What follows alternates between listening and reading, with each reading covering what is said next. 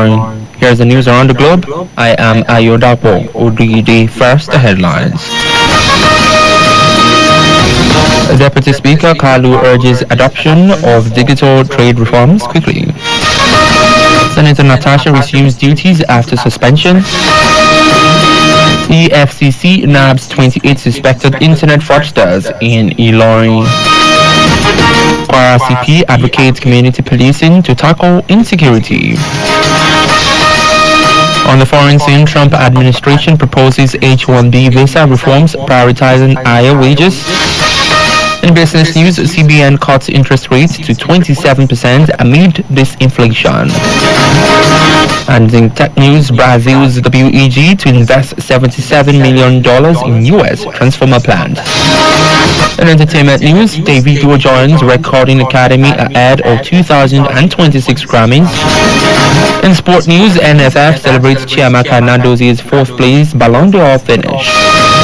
You are listening to Royal FM 95.1 Ilorin. Enjoy good radio, Royal FM 95.1 wherever you are by downloading the Royal FM app on Google Play Store. You can also listen to us by visiting the Royal FM website at www.royalfm951.net.ng or watch us live on our social media pages. Details of the news comes up after this break.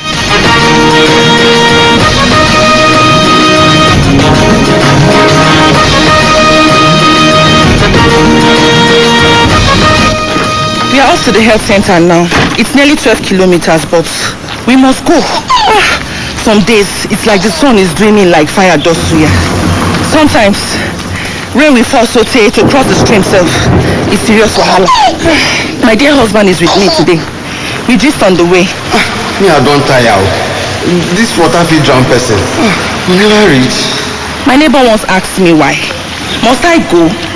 I said my baby's future is important to me. So we immunize.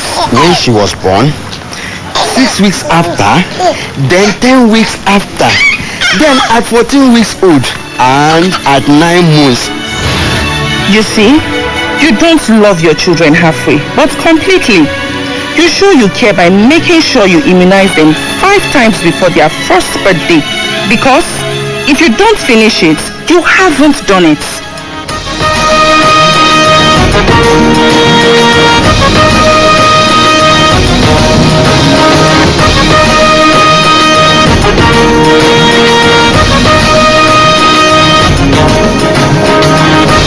Many thanks for staying tuned. You're listening to the news around the globe on Royal FM 95.1 Ilorin. Now the news in detail.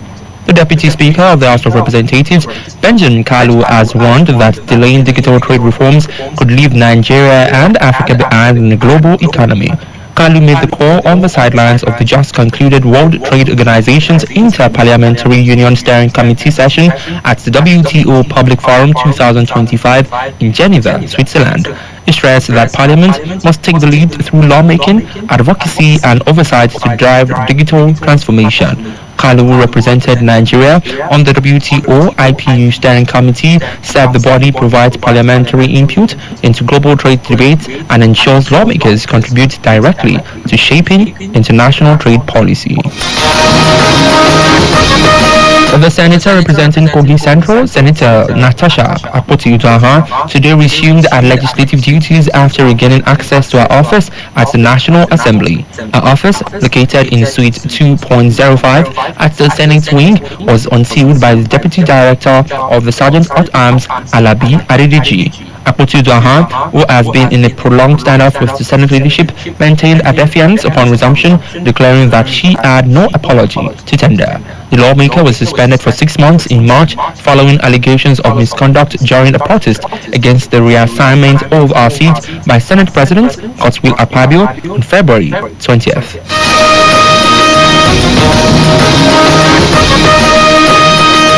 The Ilorin Zonal Directorate of the Economic and Financial Crimes Commission has arrested 28 suspected internet fraudsters in Kwara State.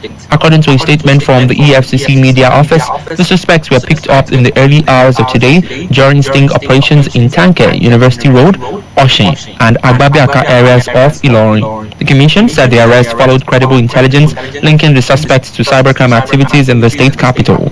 Items recovered from them include 7 exotic cars, amongst them a latest model Toyota Corolla and a Lexus, 2 motorcycles, as well as expensive phones and laptops allegedly used for internet fraud. The EFCC chairman, Ola Olukoyede, had earlier warned against the rising cases of internet fraud, noting that such activities are worsening visa restrictions for innocent Nigerians abroad.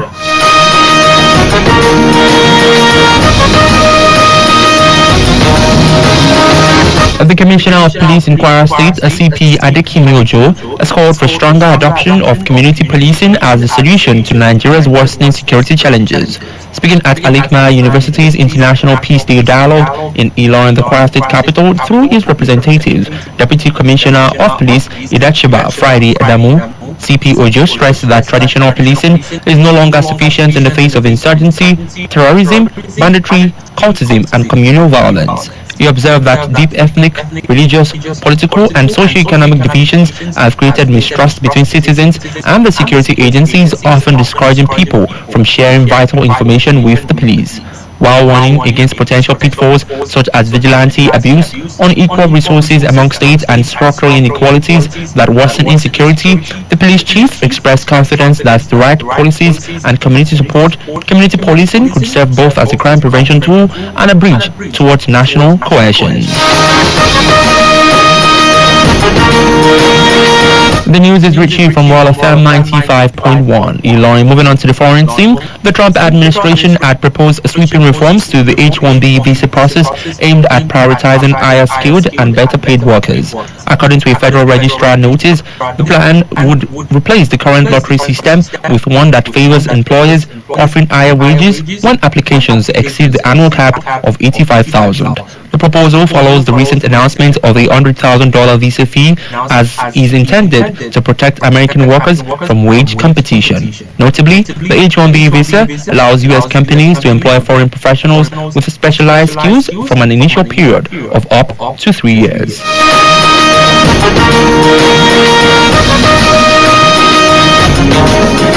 And that's for news. Up next is business news. Please stay with us. This is Royal FM Business News. In our business news this evening, the Monetary Policy Committee of the Central Bank of Nigeria has reduced the benchmark interest rate to 27%, the first cut in 2025. CBN Governor Olayemi Cardoso announced the decision today at a press briefing in Abuja after the 302nd MPC meeting. The 50 basis point reduction follows 3 consecutive pauses in interest rate review. Cardoso explained that the cut was driven by consistent disinflation trends recorded across the country. And that's business news. Up next is tech news. Please stay with us.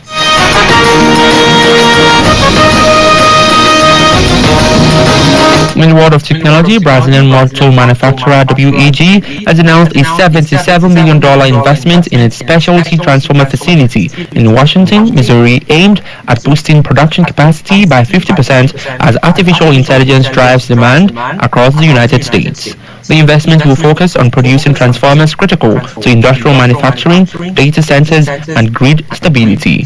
Former Ford Brazil President Barry L. Ingo noted that the political factors had no bearing on WEG's decision, even as the company continues to face the 50% tariff imposed by President Donald Trump on U.S. imports of several Brazilian goods. And that's tech news. Up next is entertainment news. Please stay with us. This is Royal FM Entertainment News.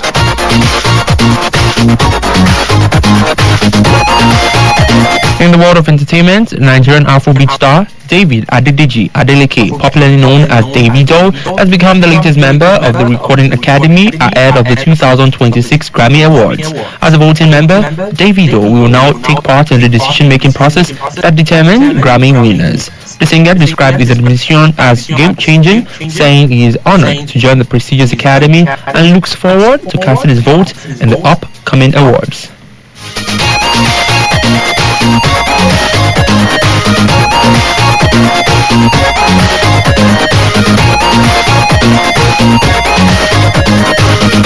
And that's it on the entertainment scene. Up next is sport news. Please stay with us. This is Royal FM Sports News.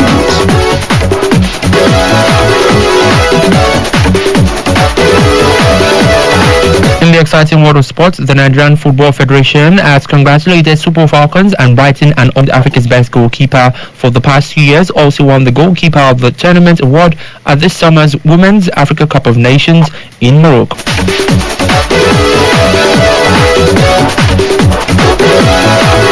And that ends our sport news and the news around the globe for this evening. But before we go, here again are the highlights of the news as brought to you.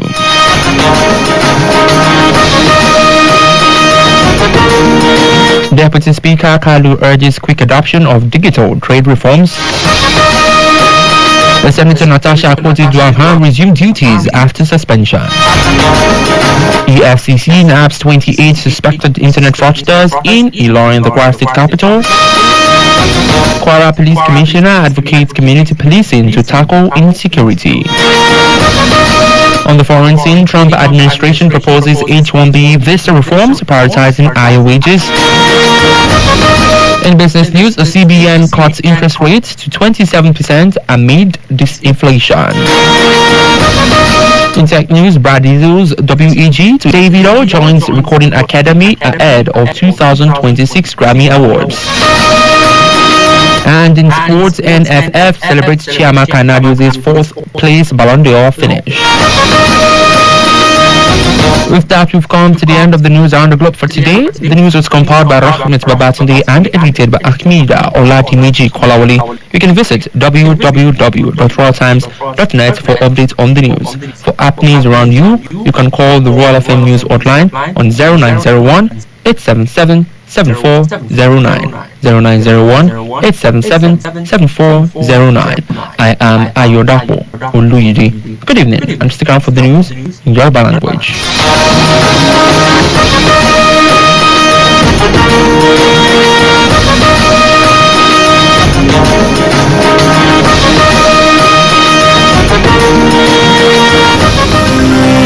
Royal FM 95.1. We are premier. We are royal. I'm tired of this country. This country will never change. I'm on nothing in Nigeria. Stop shooting Nigeria down. Ask yourself, what have I done for Nigeria? And how can I be an agent of change? Talk positive about Nigeria and be a part of the change process. There to believe, spread the word. Nigeria will survive. Africa will survive. My people will survive. Oh, Nigeria will survive.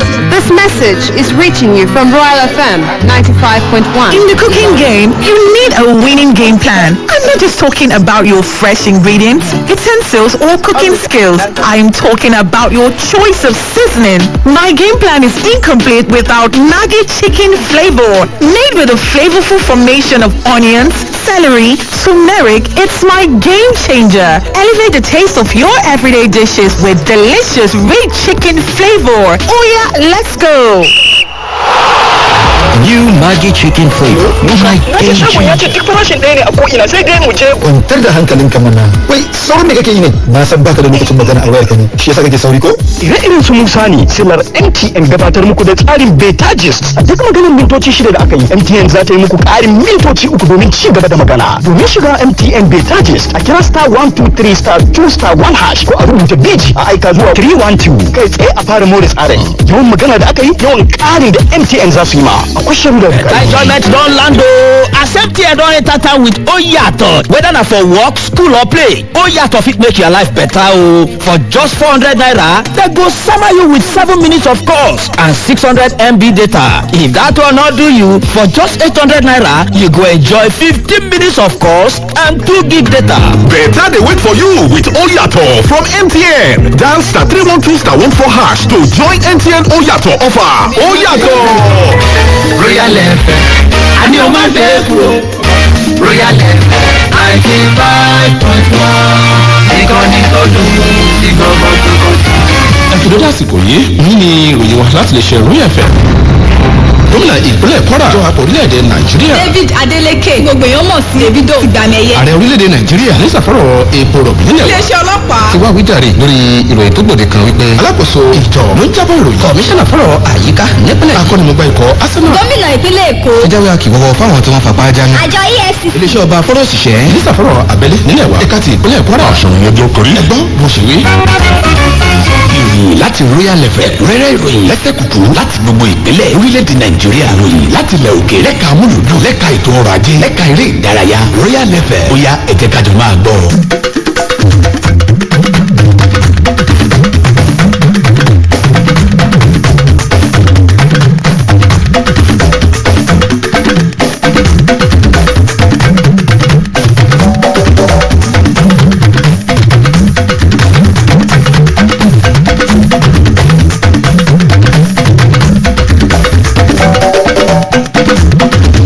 mo kí n pe ẹ̀kúrọ̀lẹ́ ẹ sì kúṣẹ́ látàárọ̀ Ọlọ́run Lódùmarè yóò dé gbìyànjú èmi àti yín ládé.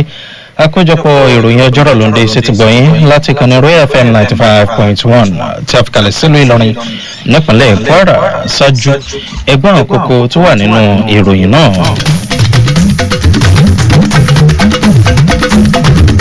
Igbákejì abẹnugan ilé ìgbìmọ̀ aṣojúṣòfin Kalu òun náà ló ti pè fún láti rí dájú pé orílẹ̀-èdè wa Nàìjíríà sún sọ́wọ́ wájú lórí àtúntò léyìí tí wọ́n mú dé bá ètò káràkátà lórí àtẹ. Sẹ́nitọ́ Natasha náà ló ti padà wọlé sọ́fíìsì padà lẹ́yìn tí wọ́n fún ní oṣù mẹ́fà wípé kó lọ rí rọ́kúnlé.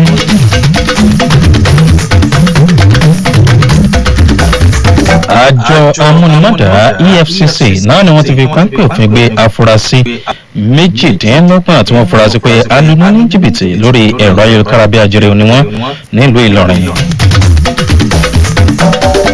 Kọmíṣánná iléeṣẹ́ àjọ ọlọ́pàá nípínlẹ̀ Kwara náà ló ti gbé fún kí àwọn ará ìlú kún ó fọwọ́sowọ́pọ̀ pẹ̀lú iléeṣẹ́ àjọ ọlọ́pàá láti gbójú àgàn tako ìṣòro àìsí ètò ààbò. Ọlátúndé Zakaria ló níròyìn ìròyìn ọ̀hún rèé lẹ́kùnrẹ́rẹ́.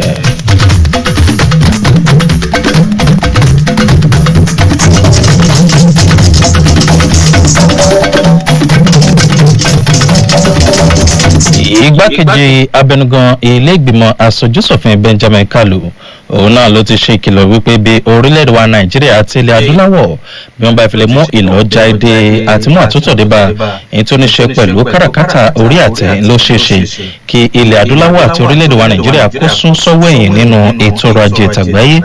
Kalu lẹ́ni tó sísọ lójú ọ̀rọ̀ wọn níbi ètò kan léyìí tí wọ́n gbé kalẹ̀ léyìí tó jẹ́ ti káràkátà lágbàáyé níbi tí wọ́n ti ń sọ̀rọ̀ lórí àwọn tó ní ṣe pẹ̀lú ọ̀rọ̀ káràkátà lágbàáyé. ètò ọ̀hún léyìí tí wọ́n ní ó jẹ́ ẹ̀kan lọ́dún tọdún tá a wà yìí tó wáyé ní Switzerland. gẹ́gẹ́ bí ó sì tẹnumọ́ ó jẹ́ kó di mímọ̀ wípé ìgbésẹ̀ ọ̀hún náà ló wà lára ọgbọ́n àtinúdá níbi tí àwọn asòfin tí wọ́n ti ń pè fún láti rí dájú pé wọ́n mú ìgbèrú àti ìgbòròdé bá tó ní ṣe pẹ̀lú ọjà orí àtẹ níkànnì àgbáyé. Kalu lẹ́ni tí ó láǹfààní láti máa wà níbi ètò ọ̀hún tó wà lára àwọn ìgbìmọ̀ léyìí tí wọ́n gbé kalẹ̀ fún ètò náà. ilé ọjọ́ kò di mímọ̀ yìí pé ṣíṣe ni ilé ìgbìmọ̀ asòfin àti àwọn asòfin yóò máa láǹfààní láti máa kó ipa tiwọn láti rí dájú pé wọ́n sọ̀rọ̀ lórí tó ní ṣe pẹ̀lú káràkátà àgbáyé pẹ̀lú bí àwọn asòfin yóò ṣe máa kó ipa tiwọn láti mú àtúnṣe dé bá àwọn ìlànà tẹ̀lé tó jẹ́ ti káràkátà níkànnì àgbáyé.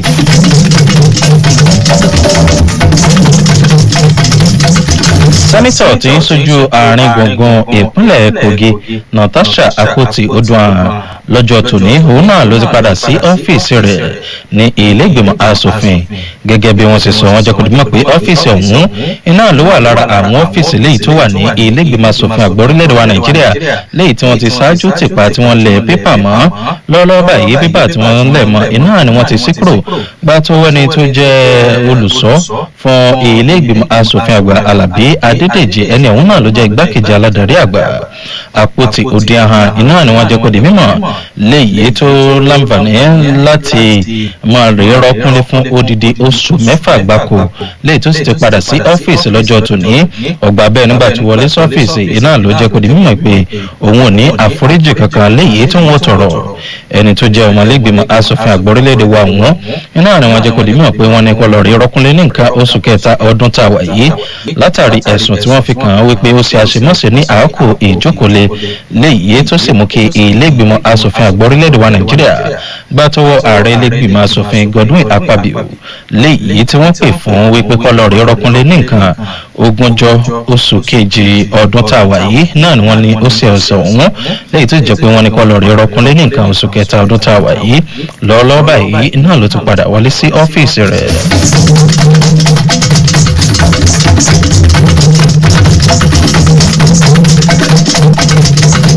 àjọ amúnimọ́dà EFCC ẹ̀ka ti ìlú Ìlọrin iná ni wọ́n ti jẹ́ kó di mímọ̀ pé ṣe ni àwọn ti fi páńpẹ́ òfin gbé àwọn afurasí aluni ní jìbìtì lórí ẹ̀rọ ayélujára bíi ajere tí wọ́n lọ bíi 28 ní ìpínlẹ̀ Kwara gẹ́gẹ́ bí ọ̀rọ̀ tí wọ́n fi léde gbà tó wọ ọ́fíìsì ẹni tí mójútó ọ̀rọ̀ ẹ̀rọ ayélujára bíi ajere àti ìròyìn fífi léde fún àjọ amúnimọ́dà EFCC iná ló jẹ́ kó di mímọ̀ pé àwọn afurasí ọ̀hún náà ni wọ́n náwó gan ní nǹkan òwúrọ̀ ọjọ́ tòní ní àwọn agbègbè bíi agbègbè táǹkẹ̀ òpópónà fásitì ọ̀sùn agbábíàká àti àwọn agbègbè míì nílùú Ìlọrin kọmíṣánná ọ̀hún jẹ́ kó di mímọ̀ pé àwọn àjọ amúnimọ́dà EFCC wọ́n jẹ́ kó di mímọ̀ pé àwọn tí àwọn fi páńpẹ́ òfin gbé iná ló ní ṣe pẹ̀lú bí àwọn ṣe yọgbọ́n lábẹ́lẹ̀ lórí ìṣọwọ́ṣiṣẹ́ wọn lórí bí wọ́n ṣe fura sí wọn pé alóni ní jìbìtì lórí ẹ̀rọ ayélujára bí ajere ni wọ́n gẹ́gẹ́ bí wọ́n ṣe sọ wọ́n ní àwọn léyìí tí wọ́n náwó gan ọ̀hún àwọn tí wọ́n gbà lọ́wọ́ òun náà láti rí ọkọ̀ ńlá dẹ̀ǹdẹ̀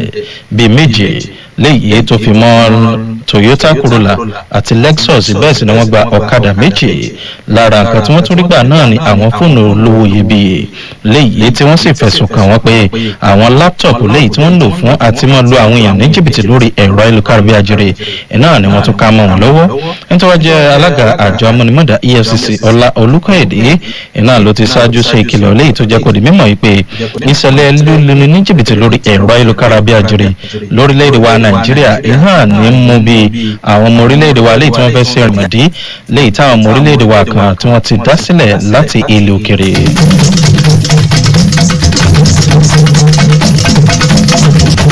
kọmíṣánná iléeṣẹ́ àjọ ọlọ́pàá ní ìpínlẹ̀ Kwara CP Adékìmí Òjó iná ló ti pè fún kí àwọn ará ìlú kún fọwọ́sowọ́pọ̀ pẹ̀lú iléeṣẹ́ àjọ ọlọ́pàá mi omi àlàáfíà wa lògbòlògbò nígbà tí ń sọ̀rọ̀ ní fásitì Alikimo níbi ètò kan tí wọ́n gbé kalẹ̀ tí wọ́n pè ní International Peace Day Dialogue ètò àwọn lèyí tó wáyé nílùú Ìlọrin lẹ́ni ọ̀hún kọmíṣánná àjọ ọlọ́pàá àti ìgbákejì kọmíṣánná àjọ ọlọ́pàá nípínlẹ̀ Kwara Friday Adamu lèyí tó sojú fún Adékìmí Òjó iná ló tẹnumọ́ yìí pé àwọn ìgbésẹ̀ àtẹ̀yìnwá iná ni òṣìṣẹ́ fún ìgbésùnmọ̀mí ìjínigbé tó ń ti àwọn ẹgbẹ́ òkùnkùn àti àwọn tí ń fa gbódòrósọ láwùjọ wa lónìí ọgbà bẹ́ẹ̀ náà ló wòye sí wípé orílẹ̀-èdè wa Nàìjíríà níbi tí ẹ̀sìn ẹ̀yà òṣèlú àti nǹkan aláwùjọ kò ṣe papọ̀ iná ni ò jẹ́ kí àwọn ará ìlú kún ní ìgbàgbọ́ ni ò jẹ́ kí ìgbàgbọ́ tó gúnmọ́ kó wà láàrin àwọn ará ìlú àti àjọ ẹ̀ṣọ́ aláàbò ọgbà bẹ́ẹ̀ náà ló tẹnumọ́ léyìí tó sì jẹ́ kó di mímọ̀ wípé àìní àwọn ìròyìn léyìí táwọn ará ìlú tí wọ́n ń fi léde iná ni ò jẹ́ kóríyá léyìí tó sì dàbí ọ̀pákùtẹ̀lẹ̀ tó wà láàrin àwọn ará ìlú àti iléeṣẹ́ àjọ ọlọ́pàá ọgbà bẹ́ẹ̀ náà ló ṣe ìkìlọ̀ tako àwọn àṣìlò agbára léyìí tó lè jẹyọ látọ̀dọ̀ ikọ̀ fìgìláńtẹ́ tún ti àwọn míì léyìí tó sì jẹ́ kó di mímọ̀ wípé àwọn ìpínlẹ̀ kan wà léyìí tó jẹ́ pé wọn ò ní ohun àmúyẹ tí wọ́n fi lè ṣàmúlò láti jẹ́ kí ìgbésẹ̀ ọ̀hún kó fẹsẹ̀ rinlẹ̀ ọba bẹ́ẹ̀ náà ní pè fún ìgbésẹ̀ tó gbọngbọ́n láti rí dájú wípé iṣẹ́ ni agbójú agan tako ìṣòro àìsí ètò ààbò láwùjọ wa lẹ́ni tí kọmíṣánná àjọ ọlọ́pàá ọ̀hún fi dí àrinlẹ̀ wípé iṣẹ́ ni àwọn ní ìgboyà wípé àwọn ìlànà ètò ìṣèjọba léyìí tó tọ́ pẹ̀lú ìgbárùkù ti àwọn ará ìlú pẹ̀lú iléeṣẹ́ àjọ ọlọ́pàá iná ni ó jẹ́ kí awàwọ̀ ìṣòro àìsí ètò ààbò bọ́lẹ̀ lórílẹ̀‐èdè wa Nàìjíríà pẹ̀lú bí orílẹ̀‐èdè wa Nàìjíríà yóò sì wà ní ìṣọ̀kan.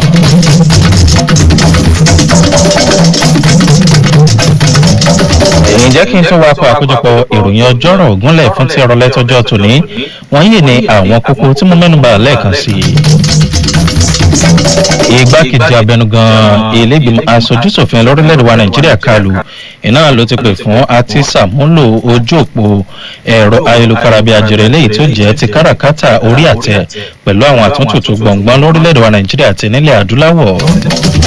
ẹ má gbàgbé pé mo mú wá sí ti gbọ̀nyìn pé sẹ́nitọ́ natasha iná ló ti padà wọlé sọ́fíìsì lẹ́yìn tó ti lo oṣù mẹ́fà ni wọ́n ti náwó gan àwọn afurasí alùpùpù ní jìbìtì lórí ẹ̀rọ ayélujára bíi àjẹrẹ tí wọ́n lọ bíi méjìdínlọ́gbọ̀n. lákòótán mo mú wá sí ti gbọ̀nyìn fún tọrọlẹ́tọ́jọ́ tó ní pé iléeṣẹ́ àjọ ọlọ́pàá gbàtọ́ kọmíṣánná àjọ ọlọ́pàá adékìmí òjò náà ni wọ́n ti ń pè fún kí ará ìlú kún fọwọ́sowọ́pọ̀ pẹ̀lú iléeṣẹ́ àjọ ọlọ́pàá láti rí i dájú pé wọ́n gbójú àgàn tako ìṣòro àìsí ètò ààbò.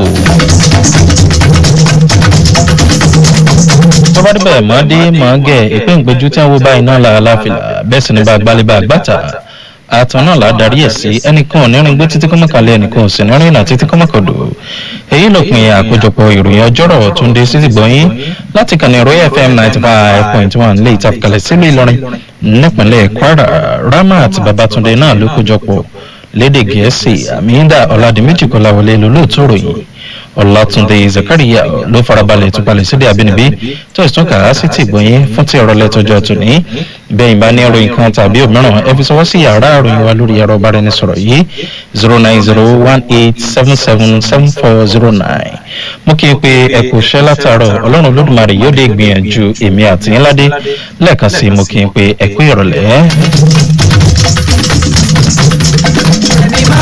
Royal FM, àní ọmọ mi ẹ̀ kú. Royal FM, ìkànnì tó dùn sí gbọ̀ngàn tó kọjú. So sorry. I know I was wrong. I promise I will never do it again.